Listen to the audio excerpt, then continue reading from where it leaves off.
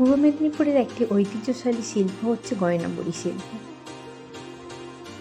এটা আমরা অনেকে নকশা বড়িও চিনি। এই বড়ি দেওয়ার জন্য প্রথমে ভালো করে ডালটা ফেটিয়ে তারপর একটা থালাতে পোস্ত দিয়ে তার মধ্যে ওই ফ্যাটানো ডালগুলো একটা পরিষ্কার কাপড়ের মধ্যে দিয়ে তাতে একটা চোঙ দিয়ে আমরা ছোট্ট ছোট্ট করে গয়না বড়িগুলো দিই। সেভাবে আমি গয়না বড়ি কখনোই শিখিনি। আমার বাড়ির কাকিমা খুব ভালো গয়না বড়ি দেয়। কাকিমার দেখে দেখেই আমি চেষ্টা করলাম। কাকিমা সত্যি খুব ভালো গয়না বড়ি দেয়। আমি সেভাবে যেহেতু শিখিনি তাই আমি অনেক ডিজাইন পারি না। 2-4টা ডিজাইন নিজে মাথা থেকে ভেবে কাকিমা দিত সেখান থেকে দেখে আমি বানাই। শীতের সকালে ছাদে বসে যখন আমরা চা খাই সত্যি খুব ভালো লাগে।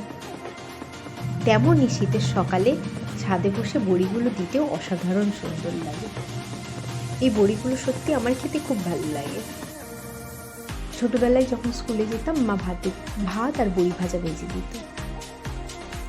তখন থেকে ইচ্ছে ছিল যে এই বড়িটা আমি শিখব। কাজের সূত্রে বাইরে থাকা হয়, তাই সেই মতন করে বাড়ি যাওয়া হয় না বা দেওয়াও হয় না। যেই একটি দিন বাড়ি যাই মায়ের খুব আনন্দ, পরের দিন বড়ি দেওয়া হবে। তাই আমি আর মা দুজনে ছাদে গিয়ে বড়ি দিই। মা ডালগুলো ভালো করে ফিটিয়ে দেয় আর আমি ছোট ছোট করে বড়িগুলো দিয়ে দিই।